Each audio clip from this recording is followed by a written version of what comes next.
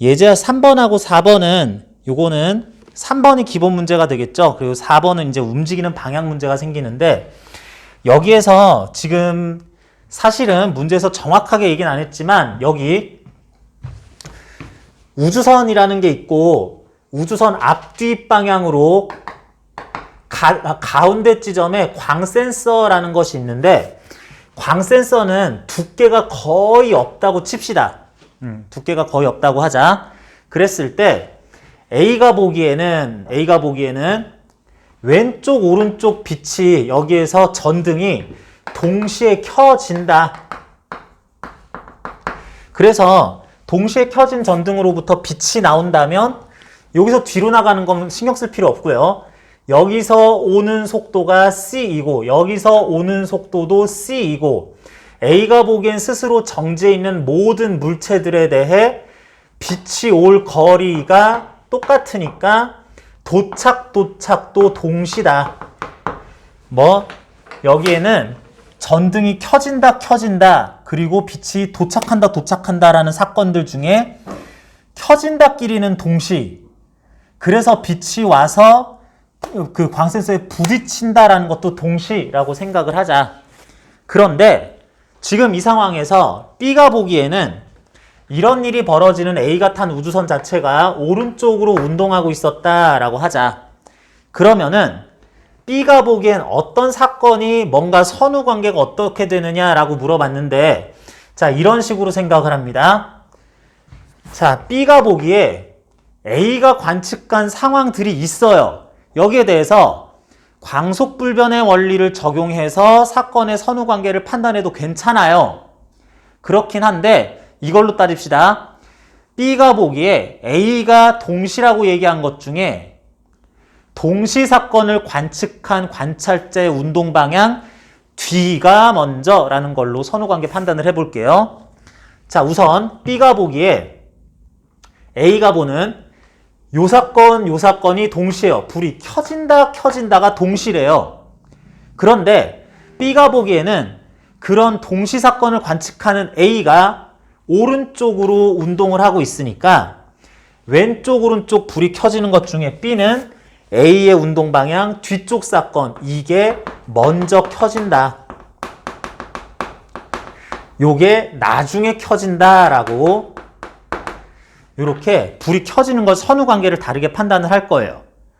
자, 그러면서 어쨌든 켜진 전등에 의해 빛이 진행해서 여기에 닿는다 광센서와 만난다라는 사건도 있기는 있는데 그 사건들을 A가 봤을 때 동시라고 얘기를 했어요. 그러면 B가 봤을 때는 A가 얘기하는 동시인 사건들 중에 역시 A가 오른쪽으로 가는 걸로 관측하고 있으니까 둘 중에 뒤쪽 사건이 먼저라고 얘기를 해야 되는데 이 두 사건 중에는 뭐가 먼저예요? 아니, 뭐가 뒤에 있어요? 뒤에서 벌어진 사건이야? 왼쪽 오른쪽 빛 어디서 온 거? 요거 얘기할 때 이 광센서가 굉장히 얇다, 거의 두께가 없다고 생각하면은 여기에 빛이 도착한다라는 사건에는 왼쪽 오른쪽이 구분이 안 돼요. 그래서 A가 얘기하는 빛이 도착이 동시였다라고 하는 것에 대해 B도 그 도착과 도착은 동시이지 라고 생각을 하자. 두께가 굉장히 얇다고 생각을 해야지 됩니다. 자, 무슨 얘기냐? 이 사건에 대해서 얘기할 때 출발과 출발, 도착과 도착이라는 사건을 얘기를 하는 거지, 이 빛이 도착하는 게 오른쪽으로 오다가 발생한 거냐, 왼쪽으로 가다가 발생한 거냐, 그런 얘기는 여기에서는 얘기하는 게 아니라는 겁니다. 도착이라는 사건 자체가 지금 그 사건 자체가 이렇게 요렇게 오다가 이런 거 신경 쓰지 말고 도착했다라는 그 결과만이 왼쪽 오른쪽 A의 운동 방향 뒤쪽 앞쪽 중에 어디서 일어난 사건이냐로 좌우 판단을 해야 되는데, 이거는 같은 위치다라고 생각하면은 네가 동시라고 얘기했는데 그럼 내가 봐도 동시야 라고 생각을 해줘야 되겠다. 요런 의미로 보면 되겠어요. 자, 그래서 3번이 이런 얘기였었고 4번 경우에는 지금 1, 2번하고 구조가 똑같죠? 요런 상황이 있는데 B가 굉장히 빠르게 움직이고 있었다라고 한다면 이런 속도 아니고 B가 빠르게 움직이고 있었다라면 A는 스스로는 동시 뭐 이렇게 막 했을 텐데 B가 빠르게 움직인다 하면 A를 또는 전체 이런 우주선을 왼쪽으로 간다라고 봤을 상황이니까 A가 봤을 사건 중에 동시 사건 중에 뒷사건, 뒤에서 벌어진 사건이 상대적으로 그림상에서 오른쪽 사건들이 될 건데 출발은 이번에는 이게 뒤가 먼저니까 지금은 요게 먼저, 요게 나중. 도착에 대해서는 앞뒤 관계가 구분이 안 되니까 그거는 동시라고 B는 생각을 한다. 이런 식으로 좀 얘기를 해야 되겠습니다. 자, 그렇게 해서 3번하고 4번 구분을 해봤고요. 자, 얘들아, 이거 좀 바보 같은 질문인데 이거 한번 생각해 봅니다. B가 보기에 여기 있는 벽에서 불이 켜지는 사건을 P라고 하고 여기에 그 불빛이 도착하는 사건을 Q라고 하자. 3번 경우입니다. 3번 경우. 그랬을 때 PQ 사건 중에서는 B가 보기에는 뭐가 먼저라고 봐요? 불이 켜진다. 거기서 나온 빛이 여기 도착한다 중에서는 뭐가 먼저다라고 생각을 한다? B가 보기에는 당연히 불이 켜지는 P가 먼저죠. 아니, 불이 켜져야 그 빛이 나가서 광센서에 도착을 하지. 그런데 여기에서 헷갈리면 안 된다는 겁니다. 무슨 얘기냐면 B가 보기에는 요거 아니야. B가 보기에는 요 우주선 전체가 오른쪽으로 움직이고 있다라고 그랬을 때 움직이는 A 관찰자 운동 방향 오른쪽 뒤에 쪽 사건이 먼저 오른쪽인데 요게 도착은 왼쪽이고 요게 오른쪽에 있네. 그러니까 이게 뒤에 있네. 도착이 먼저 켜진 건 나중. 이거 아니란 얘기예요. 이렇게 하면 안 된다는 얘기입니다. 왜? 뒤가 먼저 어떤 두 사건 중에 뒤가 먼저라고 판단하는 거는 그 두 사건을 동시에 벌어졌다라고 얘기할 그럴 관찰자가 하나 필요한데 그러면 A가 보기에 PQ 사건이 동시에 일어났다고 A가 주장을 하느냐? 아니죠. A도 켜졌다가 도착한다. 켜진 다음에 도착한다라고 PQ 사건은 순서가 있다고 얘기를 하니까 이런 진행 방향 앞뒤 관계로서 선후 관계를 판단하는 건 여기서는 안 된다는 겁니다. 요거 맨날 뒤가 먼저 하다 보니까 이렇게 모순적인 상황을 얘기할 때도 그렇게 대답하는 착각을 할 때도 있는데 그러면 안 되고요. 다음 72쪽에 예제 5번 있는데 이게 무슨 뜻인지 알겠어요? 자, 이게 무슨 뜻인가 하면 어떤 자동차에 천장에 지붕 위에 안테나가 달려있다라고 하자. 그게 곧게 서 있는 게 아니라 이렇게 비스듬하게 누워있을 때 지붕으로부터의 각도가 세타라고 한다면 이게 정지했을 때인데 움직이게 되면 어떻게 될 것이냐 그랬을 때 움직이는 방향으로 압축이 된 걸로 나타나지 전체 부피, 아예 모든 부피가 수축되는 게 아니기 때문에 관찰자가 보는 사물의 운동 방향, 나란한 평행 방향으로 수축된다? 그러면은 여러분들 사진을 찍어 놓고 그 사진을 움직이는 방향에 나란하게 이렇게 테두리 쳐가지고 이렇게 줄인다라고 생각하면 되는 거죠.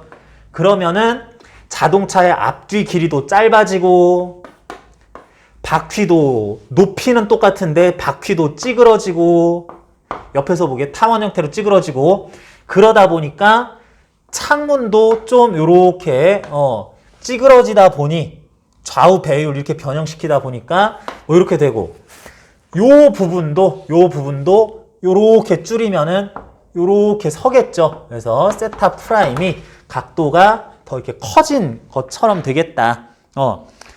무슨 물체 속도가 빨라지면 어떤 각도가 커진다 이런 원칙이 있는 게 아니라 전체적으로 그 방향으로 압축된 효과가 나타나다 보면은 자연스럽게 추가적으로 나타날 각도 변화에 대해서도 이렇게 얘기를 해봤습니다. 자, 예제 5번까지 하면서 뭐 이런 길이 수축까지 또 좀 알아봤고요. 자, 그리고 뒤에 73쪽부터 예제 문제 나오는데 예제 문제에서 뭐 87번, 88번, 89번 뭐 이런 것들은 길이 수축, 시간 지연, 무슨 누가 보기에 속도가 어떻게 되겠느냐, 빛을 쐈는데 어떻게 되겠냐, 뭐 이런 얘기들 좀 기본 내용이라고 할 수 있고요. 나름 90번, 91번, 92번, 74쪽에 나오는 문제들도 그렇게 어렵진 않은데 여러분 한 번쯤 고민하면서 풀어봤으면 하는 문제고 94번 요런 거는 약간 까다로운 문제 93번, 4번은 그런 문제라고 할 수 있고 95, 6, 7, 8 쭉 나와가지고 102번까지는 꽤 어려운 문제들입니다. 상당히 어려운 문제도 있고 어지간히 어려운 문제도 있는데요. 여러분 또 이제 풀어봐야 될 거고 77, 78쪽에 103번 이하 106번까지 나오는 요 문제들은 104번 정도는 조금 풀 수 있을지도 모르겠는데 103번도 그럴 수 있을지 모르겠는데 어쨌든 103번 이하 고난도 문제라고 되어 있는 요 문제들은 진짜 어려운 문제들이에요. 못 풀 것까지는 아닌데 어느 정도 계산도 시키고 좀 이렇게 생각하는 과정이 까다로운 문제라서 요것들 여러분들 뭐 결국에는 이것들 다 숙제인데 고난도 문제라고 나와 있는 103번 이하 문제들은 너무 스트레스 받지는 말고 풀면 좋겠습니다. 자, 그래서 78쪽까지 여러분들 특수상대론 관련한 문제 내용들이었고요. 자, 그 다음에 핵반응 또는 쌍생성, 쌍소멸 해가지고 이런 내용 조금 나오는데 이거는 상당히 여러분들이 생각하기에 그렇게 어렵지는 않은 문제다라고 봐도 되겠습니다. 자, 간단하게 몇 가지만 얘기를 할게요.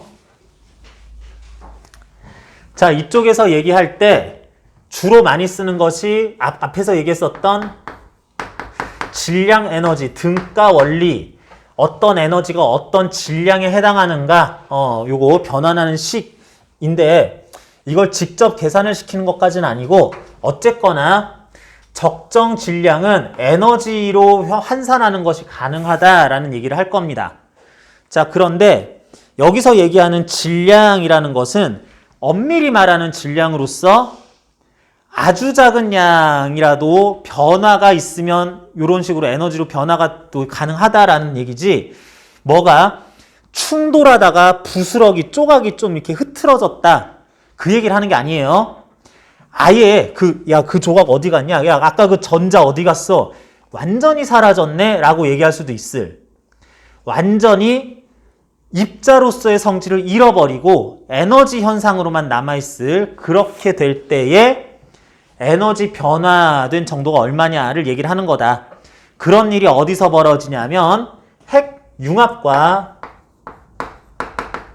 핵 분열 과정에서 요때 일어나게 됩니다. 보통 요때 거의 일어나요. 자, 핵 융합, 핵 분열 둘 다 화학 반응은 아닙니다. 화학 반응이란 에너지가 보존되면서 분자 간, 원자 간 결합 상태가 바뀌는 게 화학 반응인데 여기에서는 원자 간, 원자 핵들의 결합이 생겨서 따로 있던 게 이제 하나의 뭔가를 구성하는 것처럼 바뀌는 것처럼 보이긴 하지만 이거는 결합 구조가 바뀌는 게 아니라 완전히 한 개의 새로운 입자로서 융합이 돼버리는 거기 때문에 화학 결합, 화학 분열하고는 화학 변화하고는 다른 얘기라고 해야지 되겠고요. 자, 핵 융합이 있고 핵 분열이 있는데 융합은 작은 원자핵이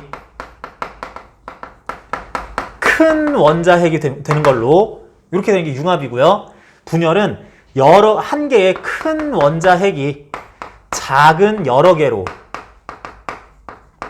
나뉘는 걸 분열이라고 합니다. 그랬을 때 보통 핵 융합은 작은 핵, 수소핵이 그렇게 될 거예요. 보통 수소와 수소가 만나서 하나의 헬륨이 될 때 수소원자가 만나서 H2 수소 분자가 되는 게 아니라 수소가 만나서 헬륨이 되는 뭐 이런 식으로 아예 물질 자체가 특성이 바뀌는 경우가 핵융합이고요.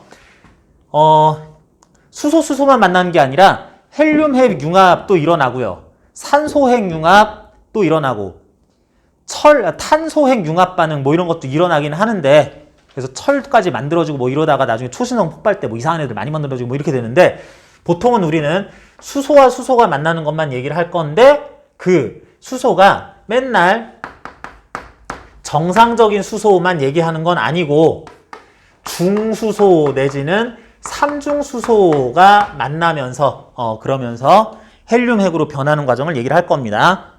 그래서 우리 교재에서 이렇게 소개하고 있는 것도 핵융합 81쪽에 보면은 중수소와 삼중수소가 만나서 헬륨 핵이 만들어지면서 중성자 하나가 나오고 에너지도 발생한다 뭐 이런 거 얘기하고 있는 거고요. 아무튼 그렇고요. 핵 분열은 원래 원자량이 큰 원자 예를 들면 우라늄 같은 것들 우라늄 235 같은 애들이 이제 분열한다든지 뭐 다른 것들도 분열 가능한데 뭐 요렇게 봅니다. 수소는 양성자 1개, 중성자 없거나 한두 개 있어가지고 수소, 중수소, 삼중수소 이렇게 하는데 우라늄은 양성자만 기본적으로 92개, 92개고 여기에 중성자가 143, 144개 뭐 이렇게 돼가지고 235, 238 이런 식으로 해가지고 총 질량수가 235씩이나 됩니다. 그래서 얘네들이 나눠지는데 이 나눠지는 방법이 한 가지만 있는 게 아니에요. 뭐하고 뭐로 나눠지는 방법도 있고 뭐 또 다른 요런 걸로 나눠지는 방법도 있고 뭐 이렇게 하는데 여기에서는 예로는 이제 바륨하고 크립톤 뭐 이런 것들 얘기하고 있는데 뭐 다른 방법으로 크세논하고 이렇게 분열하는 방법도 있고 뭐 두 가지 설명하고 있습니다. 자, 그러는데 여기서 이제 여러분한테 이제 기본 내용이면서도 설명이 하나 필요한 것이 우리는 입자들의 질량이라는 말을 하고 질량수라는 말도 씁니다.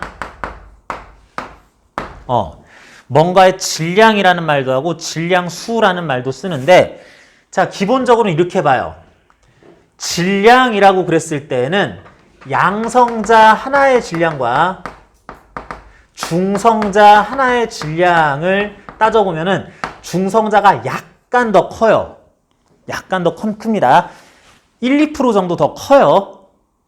1, 2%니까 말하자면 100kg에 101kg 뭐 이런 식으로 비슷하면서도 약간 질량값은 중성자가 크다는 얘기죠.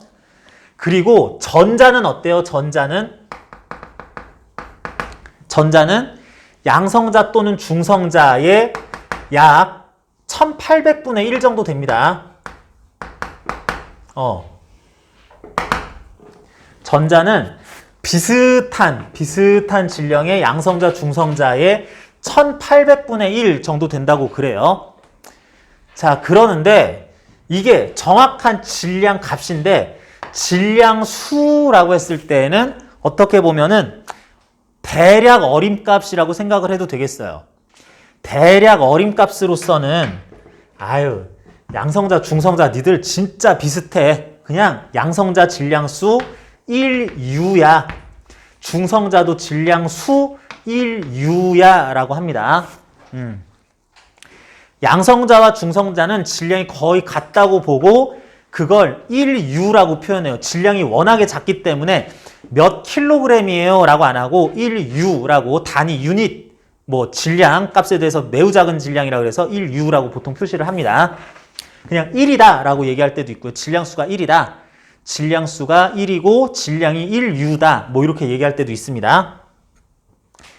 전자질량은 그럼 얼마냐? 약 1800분의 1U냐? 그게 아니라 전자질량은 이럴 때는 질량수 개념으로 도입할 때는 또 0이라고 봐요.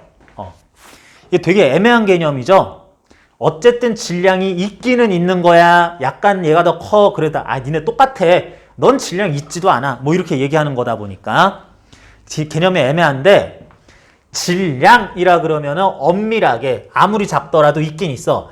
질량수라 그러면은 대강 니넨 똑같아. 너는 없는 거나 마찬가지야. 라고 얘기를 하자. 자, 그래서 요런 식으로 질량과 질량수를 나타낼 수 있는데 그런데 자, 여기 예제로 나와 있는 거 봅시다. 80쪽에 우라늄 235예요. 우라늄 235의 붕괴라고 할 건데 우라늄은 천연 우라늄이 원자번호 92에 질량수 238짜리가 있고요. 방사성 우라늄이 우라늄 92에 235가 있어가지고 자, 요거를 많이 쓸 겁니다. 우라늄 235는 결론은 그 구성된 모습은 양성자 92개, 중성자 143개로 이렇게 이루어져서 양성자의 질량수가 92, 중성자 1개당 질량수 똑같으니까 143 해가지고 둘이 더하면은 235 해가지고 이렇게 총 질량수 235 이렇게 나올 거예요. 자, 그러는데 총 질량수가 이렇게 나오는데 그러는 우라늄 235가 92에 235라는 뜻은 요 뜻인데 이게 중성자와 충돌을 하게 되면 여러분 중성자는 표기를 이렇게 하죠. 여기는 양성자 수, 요거는 총질량수 하는데 중성자는 양성자 없이 오로지 중성자 어쨌든 질량은 1가 뭐 이렇게 얘기할 수 있으니까 요거랑 더해지게 되면 뭐 몇 가지로 분열하는 방법이 있기는 한데 여기서 소개된 거는 바륨 56에 141 녀석하고 크립톰 36에 92짜리랑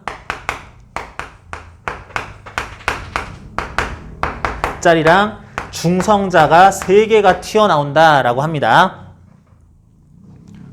92죠. 자, 이렇게 된다는 거는 자, 좌우변 양성자와 중성자 개수 따져보자. 양성자 개수는 92, 0, 51, 여기서 36, 요거는 3, 요 양성자는 없으니까 0, 뭐 이렇게 되는 거고, 중성자 수 따져보면은 중성자 수 총질량 235니까 92 해가지고 143, 중성자 1개 총 144, 여기서도 마찬가지 51에 141 돼야 되니까 중성자는 90개, 여기서는 56개 56 하고 중성자만 3개 뭐 이렇게 돼야 되는데 얘들아 이거 좌우변이 맞니? 좌우변이 맞니? 좌우변이 안 맞죠? 92 더하기 0 양성자 92 더하기 0 했는데 여기서는 양성자 87 나오죠? 87 나와서 이거 아닌데요 싶어요.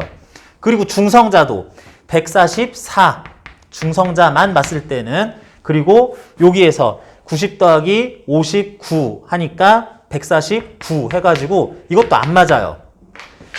자, 이걸 보고 문제가 있다고 하면 안 됩니다. 첫 번째, 핵융합도 마찬가지가 될 건데 핵 분열 과정이든 핵융합 과정이든 양성자 수가 보존이 되지는 않는다. 중성자 수도 보존이 안 된다. 자, 이거 굉장히 혼동 많이 하는 부분 중에 하나인데 양성자 수와 중성자 수가 반응 전, 반응 후에, 핵분열 전, 핵분열 후, 핵반응 전 후에 각각 보존이 안 돼요. 이게 보존이 안 됩니다. 92가 87 되고 144가 149 되는 거잖아. 자, 요게 일단은 보존이 안 되는데 하지만 총 질량 수가 요 80 맞죠? 총 질량 수는 보존이 된다라고 그래야 된다.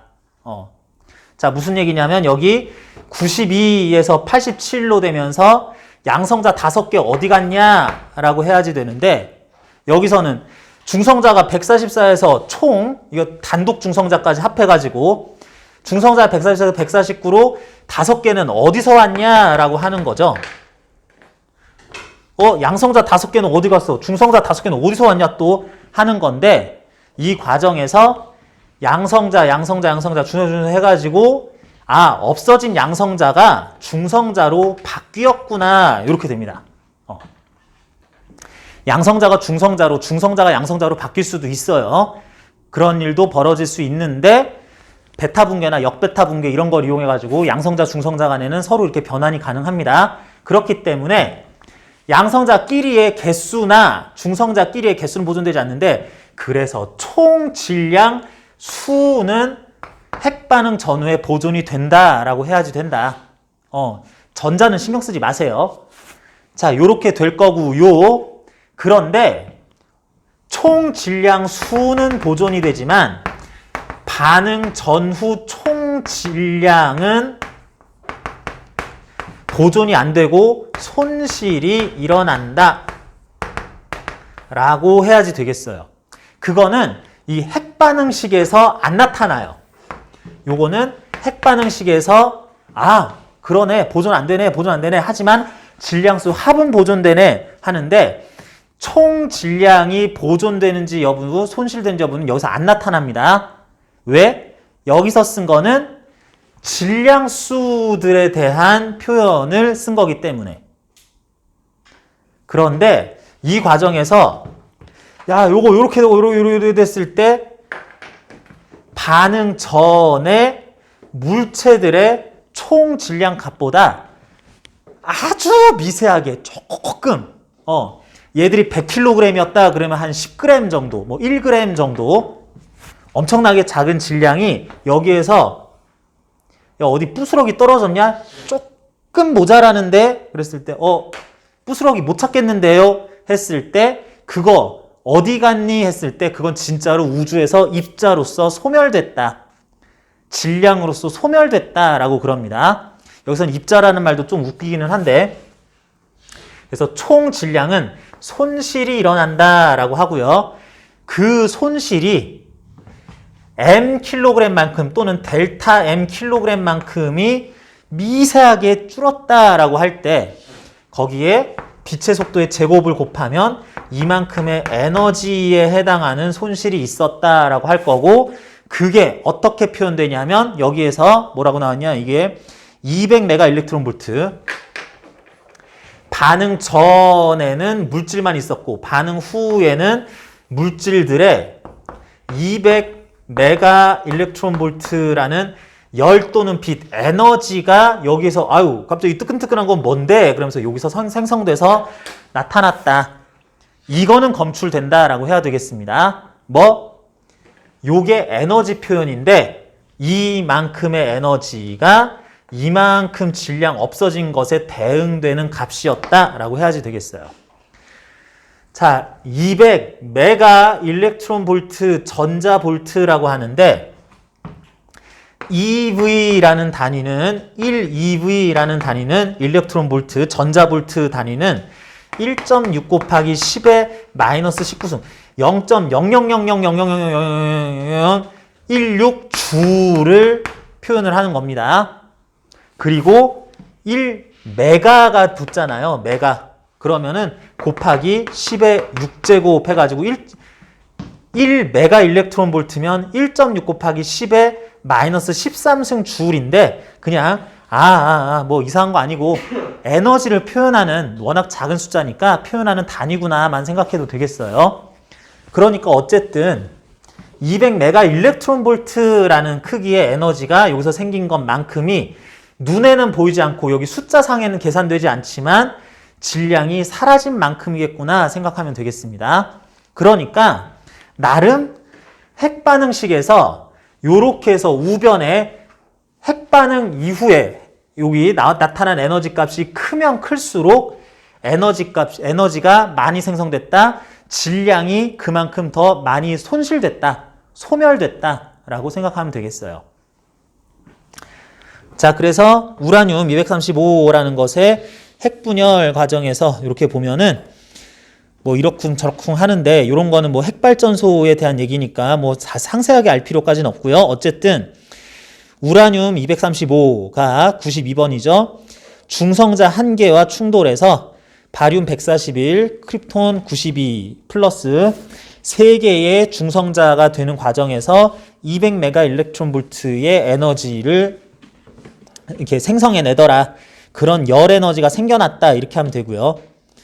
또는 밑에 나오는 것처럼 이렇게 다른 방식으로 분열하는 경우도 있기는 있는데 뭐 그러려니 하십니다. 자, 핵 분열 과정에서 우라늄이 뭐랑 충돌하면서 쪼개지면서 약간의 에너지가 소멸됐다라고 그랬는데 81쪽 핵 융합 과정은 중수소와 삼중수소 또는 중수소와 중수소 이런 애들이 뭉치면서 헬륨핵이 되는 과정이에요. 그렇기 때문에 여기에서 보니까 헬륨핵 중수소와 삼중수소가 합쳐지면서 보통의 헬륨핵 2의 4짜리 헬륨핵과 중성자 하나가 만들어졌네. 그러면서 17.6 메가 일렉트론 볼트의 에너지가 형성됐다, 생성됐다라고 하는데, 자, 여러분들 핵 분열은 큰 게 쪼개져서 작은 거 되는 거. 핵 융합은 작은 녀석들이 합쳐져서 큰 하나의 핵이 되는 거라서 반대 상황처럼 보일 수도 있지만 핵 분열이든 핵 융합이든 둘 다 핵 반응 전과 핵 반응 후에 질량은 항상 줄어듭니다. 분열될 때 좀 줄어들었으면 융합될 때는 질량 값은 조금 증가하나? 그런 거 아니에요. 둘 다 총질량이 감소를 해버리고요. 그리고 자, 여러분들 요거 봅시다. 우라늄 235가 80쪽에서 이렇게 분열하는 과정에서는 바륨이나 크립톤으로 이렇게 분열되는 과정에서는 질량 결손에 의한 에너지가 200 메가 일렉트론 볼트 나왔어요. 근데 81쪽에서는 중수소와 삼중수소가 융합하면서 헬륨과 중성자가 하나 나타나는 과정에서 17.6 메가 일렉트론 볼트가 나왔습니다. 핵 분열, 핵 융합 중에서 어떤 과정에서 한 번의 핵 반응 과정에서 에너지가 더 많이 나오는 거야? 언제 질량 결손이 더 크고 언제 에너지가 더 많이 발생하는 거예요? 핵 분열 과정에서 더 에너지가 많이 나오죠? 200이랑 17.3이잖아. 그러니까 핵 분열 과정에서가 더 큰 에너지가 생성된다, 방출된다, 또는 더 많은 질량 결손이 있다라고 해야 되는데 이건 뭐야? 한 번의 핵 반응 과정에서는 핵융합, 핵분열 합쳐서 핵 반응 과정에서는 한 번 일어날 때마다 큰 에너지가 방출되는 건 핵 분열 과정이에요. 이거 구분을 해야 되는데 이거 말고 다른 말이 있습니다. 핵분열, 핵융합 중에서 핵자당 에너지가 더 많이 방출되는 거는 뭐냐? 그러면 이거는 핵융합 과정이다 라고 해야지 되겠어요. 자, 무슨 얘기냐? 여기서 보니까 핵 분열 과정에서는 여기 우라늄이 있는데 여기에 양성자, 중성자 총 235개의 중성자 한 개에서 총 236개가 이렇게 해가지고 중성이 막 나오는 과정에서 요 과정에 참여한 어쨌든 핵자, 양성자와 중성자를 합쳐서 핵자라 그러죠. 이 과정에 참여한 핵자가 236개인데 236개가 200만큼의 에너지를 만들어냈어. 그런데 핵 융합 과정에서는, 여기다 안 썼니? 핵 융합 과정에서는 수소, 중수소라 치자. 삼중수소라 치자. 해가지고 얘네들이 융합돼가지고 헬륨과 중성자를 만드는 과정에서 이 과정에 관여한 입자가 양성자 하나, 중성자 하나, 양성자 하나, 중성자 둘, 총 5개의 핵자가 관여를 했는데, 얘가 17.3이나 만들었어요. 236개가 200밖에 못 만드는데, 5개가 17.3을 만들었어. 그러다 보니까, 핵자당 만들어내는 에너지라고 그러면은, 17.6인가요? 17.6을 만들었어. 그러면은, 핵자당 방출 에너지는 계산된 것처럼 0.85, 3.52 메가 일렉트론 볼트 해가지고 핵 융합 과정이 더 크다. 자, 요거 개념 자체나 내용이 굉장히 난해한 것까지는 아닌데 이렇게 은근히 용어 차이를 두면서 답이 달라지는 경우들이 있어서 그래서 문제가 되는 겁니다. 정리할게요. 질량과 질량수라는 말을 요거를 구분을 해야 된다.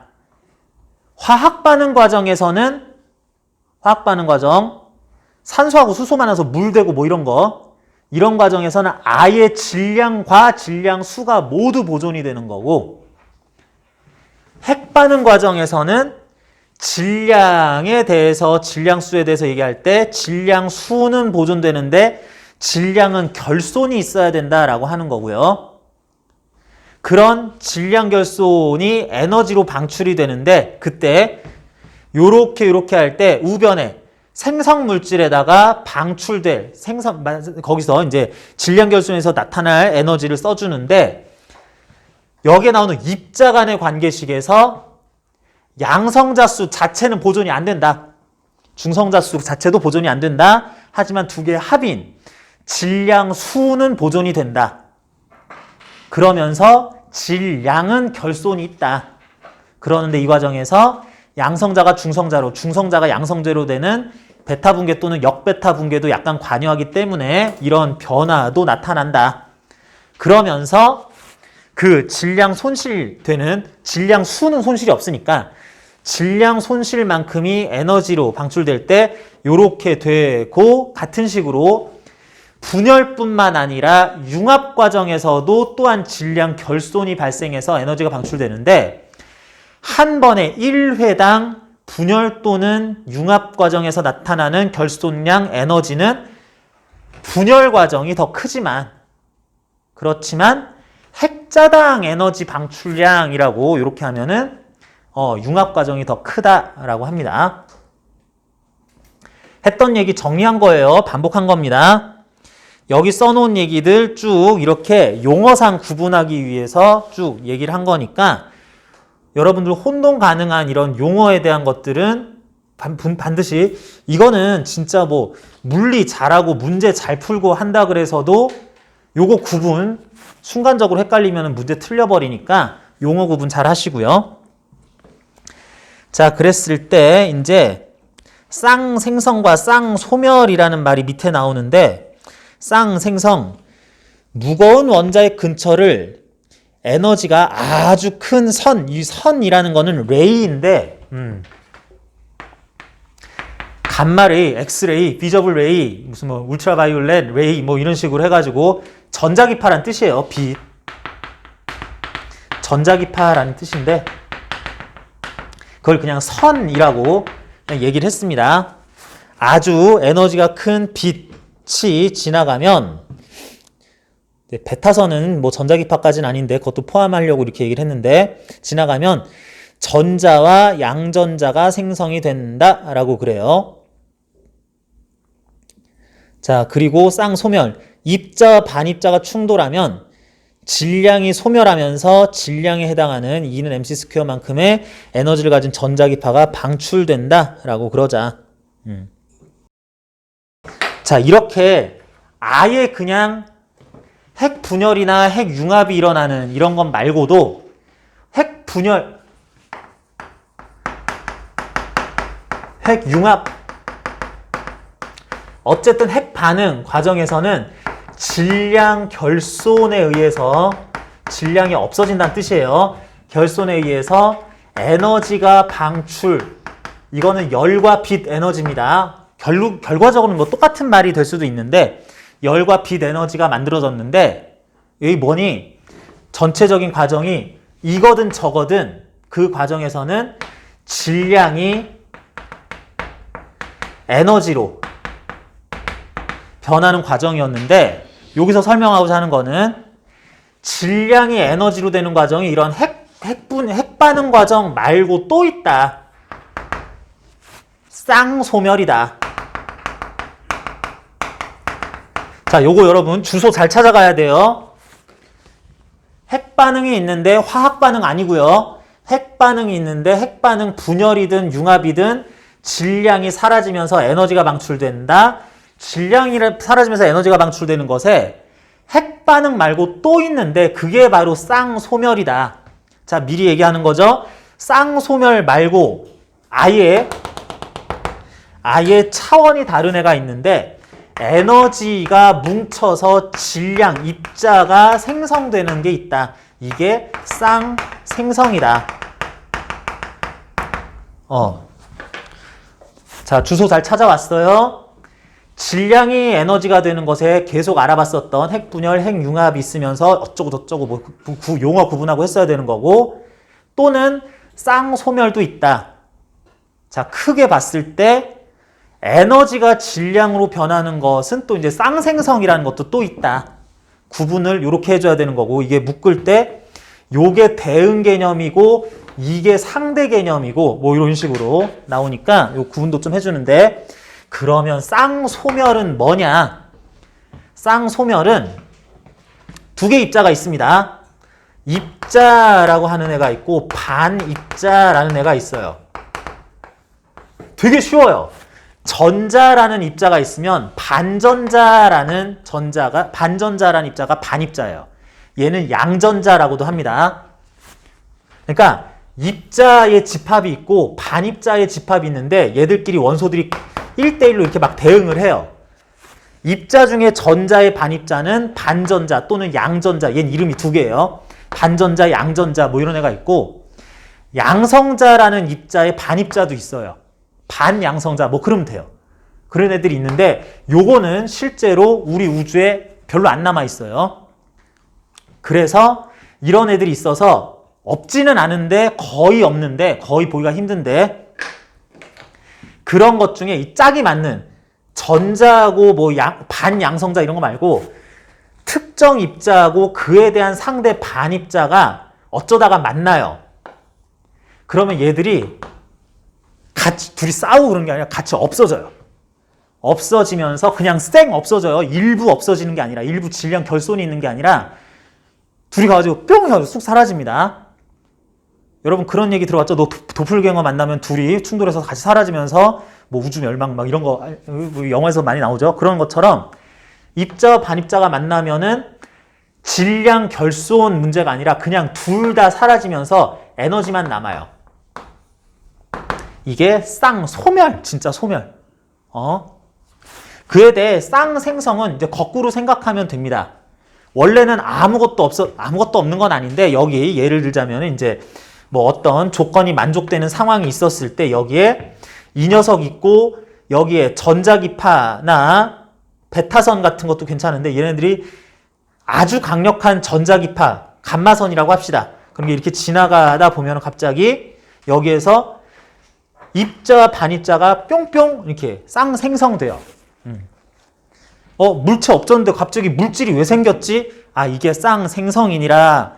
왜 생겼어요? 대신에 이 전자기파가 사라지는 거죠.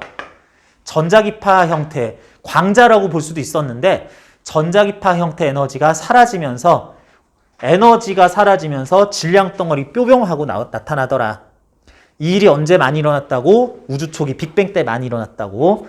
에너지 덩어리들이 뭐 이렇게 엄청난 그 에너지 밀도를 가지고 있다가 인플레이션 및 뭐 이렇게 막 팽창하는 과정도 있었지만 걔네들이 입자화되면서 그동안에 에너지들이 이렇게 탁탁탁 이렇게 돼가지고 입자 생성, 주로 양성자, 중성자, 전자 그런 것들이 또 뭉치면서 최초의 수소와 헬륨들로 이렇게 1대, 질량비가 1대 3이니 어쩌니 하면서 나오는 얘기들이 곧 3대 1, 나오는 것들이 요때 설명입니다. 그래서 쌍생성, 쌍소멸, 말로는 이렇게 상대 개념처럼 나오는데 요거 주소를 제대로 찾아야 된다는 거. 그렇게 어렵진 않은데 어영부영 이렇게 넘어가면은 이 말 하나 저 말 하나 이런 거 헷갈릴 수 있습니다. 요 과정에서는 질량 결손이란 말을 안 쓴다는 거 이것도 중요하고요.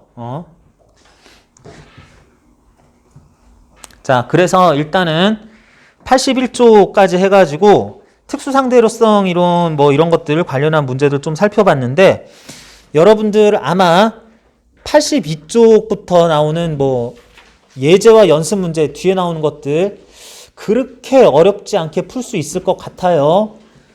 문제 중에서 핵발전 관련해서 115번, 116번 뭐 이런 것들은 여러분 굳이 뭐 알 필요까지는 없는데 이런 거 가끔 가다가 시험에도 학교 선생님이 내시기 때문에 이것도 한번 내가 넣어놨는데 나머지들도 한번 쭉 읽어보면은 문제 자체는 그렇게 어렵지 않게 풀 수 있을 거라고 봅니다.